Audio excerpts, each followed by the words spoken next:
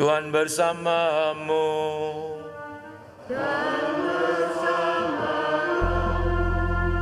Inilah Injil suci menurut Markus.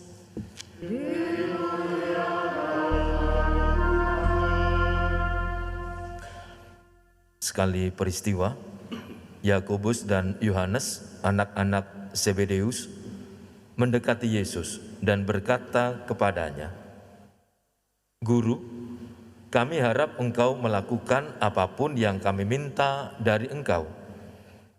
Jawab Yesus kepada mereka, "Apa yang kamu kehendaki aku lakukan bagimu?"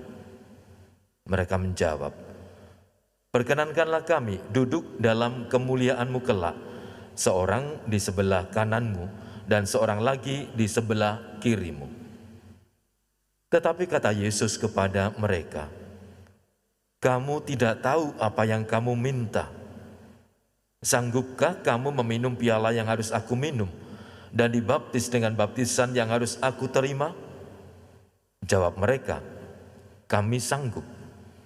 Yesus lalu berkata kepada mereka, "Memang kamu akan meminum piala yang harus aku minum dan akan dibaptis dengan baptisan yang harus aku terima. Tetapi hal duduk di sebelah kananku atau di sebelah kiriku, aku tidak berhak memberikannya. Itu akan diberikan kepada orang-orang yang baginya hal itu telah disediakan." Mendengar itu, ke-10 murid yang lain menjadi marah kepada Yakobus dan Yohanes.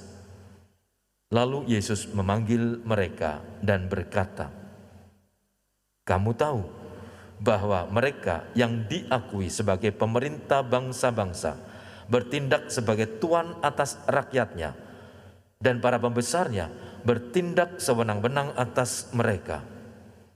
Tetapi janganlah demikian di antara kamu. Siapa saja yang ingin menjadi besar di antara kamu, hendaklah ia menjadi pelayanmu. Dan siapa saja yang ingin menjadi yang pertama di antara kamu, hendaklah ia menjadi hamba untuk semuanya. Karena Putra Manusia pun datang bukan untuk dilayani, melainkan untuk melayani dan untuk memberikan nyawanya menjadi tebusan bagi banyak orang." Demikianlah sabda Tuhan.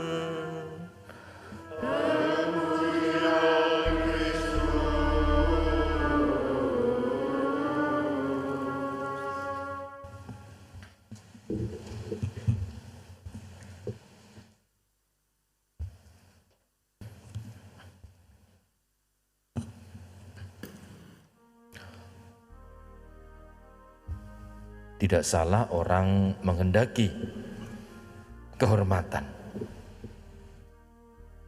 Tidak salah.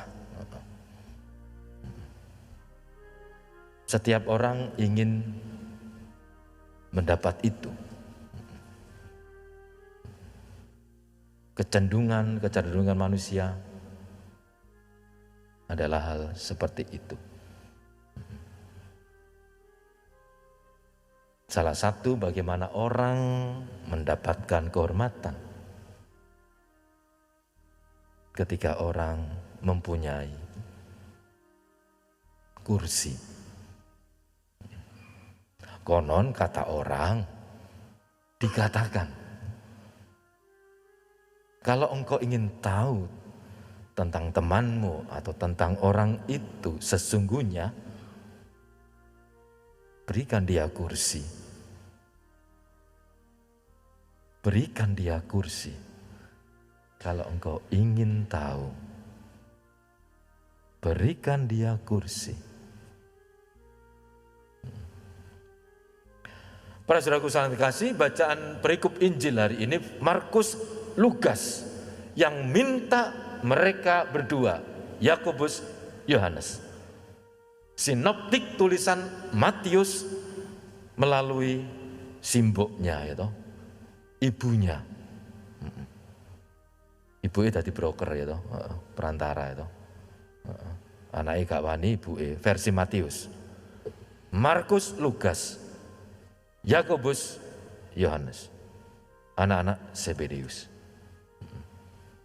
Kita melihat apa yang terjadi. Dan kalau kita melihat dunia kita sekarang, ya benar yang diomongin Tuhan Yesus itu. Benar yang bagaimana? Fakta, mereka yang punya kursi seringkali tidak mampu menduduki kursi itu dengan tepat dan benar.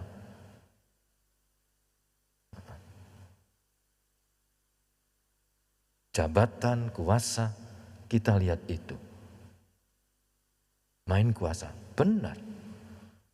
Hebat mantan Tuhan Yesus. Setuju saudara? Ngantuk ngono.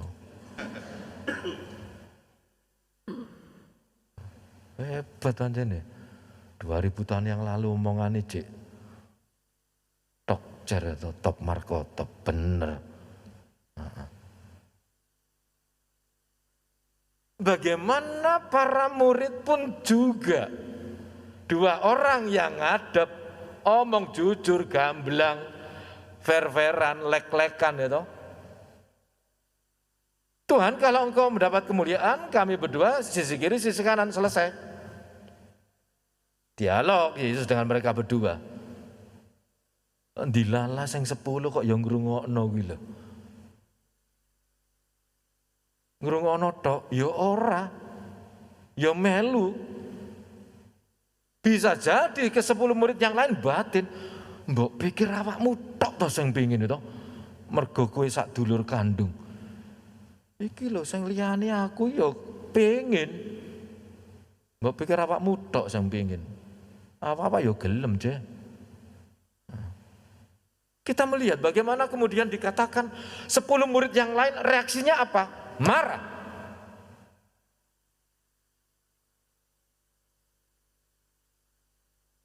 Sepuluh murid yang lain marah. Apa yang terjadi? Itulah. Banyak tafsiran mengungkapkan 10 murid jawab pingin, seperti yang saya katakan. Memang tidak disebutkan alasan kenapa 10 murid yang lain marah. Tapi banyak tafsiran mengatakan 10 murid pun juga pingin. Sisi kiri, sisi kanan. Yesus marah? Tidak. Yesus mendudukkan murid-muridnya, ke-12 didudukkan bersama, diberi pemahaman, diberi katekese. Lihatlah, itu, pemimpin bangsa-bangsa dunia, lihatlah itu. Tetapi kalau kamu mau menjadi yang teratas, terutama, pertama, terkemuka, jangan seperti itu. Anak manusia datang untuk melayani, titik. Para saudaraku yang kasih, yang mau ditampilkan oleh tulisan Injil adalah ambisi ingin menjadi terkemuka, menjadi yang pertama. Iya, setiap orang punya ambisi itu, iya. Tetapi oleh Yesus ditarik. Fokusnya bukan pada ambisi itu. Kalau engkau punya ambisi, dan engkau ikut aku, maka orientasimu adalah anak manusia. Titik. You punya ambisi? Oke. Pingin terkemuka? Oke. Nek melu aku, iya apa gak? Iya. Ngene carane. Gak enek cara liya. Ambisi. Iya, tapi ditarik oleh Yesus. Kalau ambisimu itu dan engkau ikut aku, orientasimu ini. Orientasimu ikut aku. Ambisimu akan tepat dan benar. Saudara-saudara, bacaan pertama tulisan kitab Yesaya menampilkan sosok hamba Yahweh. Bagaimana hamba Yahweh, sosok yang dicintai oleh Tuhan, yang dipilih oleh Tuhan. Tetapi ia rela menderita sebagai tebusan, sebagai pepuli bagi banyak orang. Tebusan, pepulihan bagaimana? Dia orang yang benar memikul beban kejahatan orang lain. Dia yang tidak bersalah harus memikul kesalahan orang lain. Itulah sosok hamba Yahweh. Tapi melalui dialah kebenaran akan nampak. Hambaku orang benar ini, iya.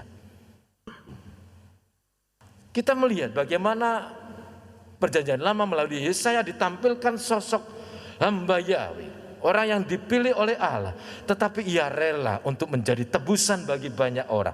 Ia turun. Dan bagaimana bacaan kedua surat Ibrani? Sama.